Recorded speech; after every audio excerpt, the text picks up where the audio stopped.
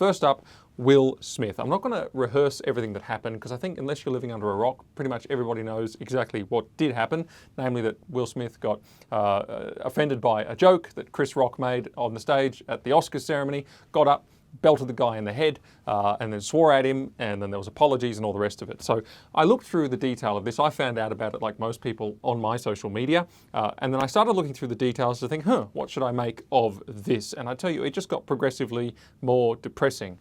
First of all, there was the joke that kicked the whole thing off, which was just an unfunny joke about Will Smith's wife's baldness. She has alopecia. Apparently, Chris Rock didn't know the full detail there, but who knows? Then there was the whole hitting him in the head on live television and storming the stage. Then there was the screaming and the swearing again on live television. Then there was all the blubbering down the microphone. And then there was this sort of incoherent kind of quasi-apology sort of justification where he said he wanted to be a vessel of love or something. It didn't make a lot of sense. And then I found out, of course, that Will Smith and his wife are in an open marriage. And then it turns out that Will Smith actually laughed at the joke before she gave him a look, and then he lost his mind. And I gave up. This is a parable of one thing and one thing only, namely that Hollywood is beyond messed up and we ought to avoid it entirely, as if we needed any more proof. These are people who are living flagrantly immoral lives with all sorts of trouble and turmoil lurking right below the surface, and the only reason that so many people can't see it is because they are so rich.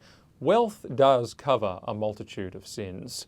You can't live that way if you're not rich, and you can't actually pay the money to deal with the consequences. There's a huge cushioning buffer that comes through wealth and technology. But also, people won't admire you for living that way unless you are rich. The fact of the matter is that Hollywood is a den of iniquity. We know that, but that is why it now pretty much exclusively produces iniquity.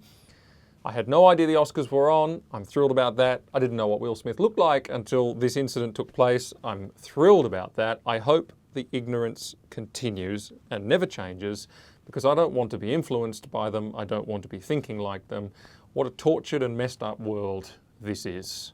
Philippians chapter 4, verse 8. Brothers and sisters, whatever is true, whatever is honourable, whatever is right, whatever is pure, whatever is lovely, whatever is commendable, if there is any excellent and if anything worthy of praise, think about these things. And that doesn't just mean snub your nose at this stuff. It means don't read the gossip stuff. It means don't go, I even regret looking into the detail too much of this. It gets into your brain and it is not profitable. Not to mention, there's some kind of addiction out there. This has all gone so viral, partly because people are addicted to conflict. And they're addicted to this emotionalism, which is what Will Smith just got no control of his emotions whatsoever. And that kind of conflict, it is not a hallmark of the fruit of the Spirit, which is self-control. And it's not a way what we should be filling our minds with. Stick with the Philippians 4:8 principle, and you can't go wrong.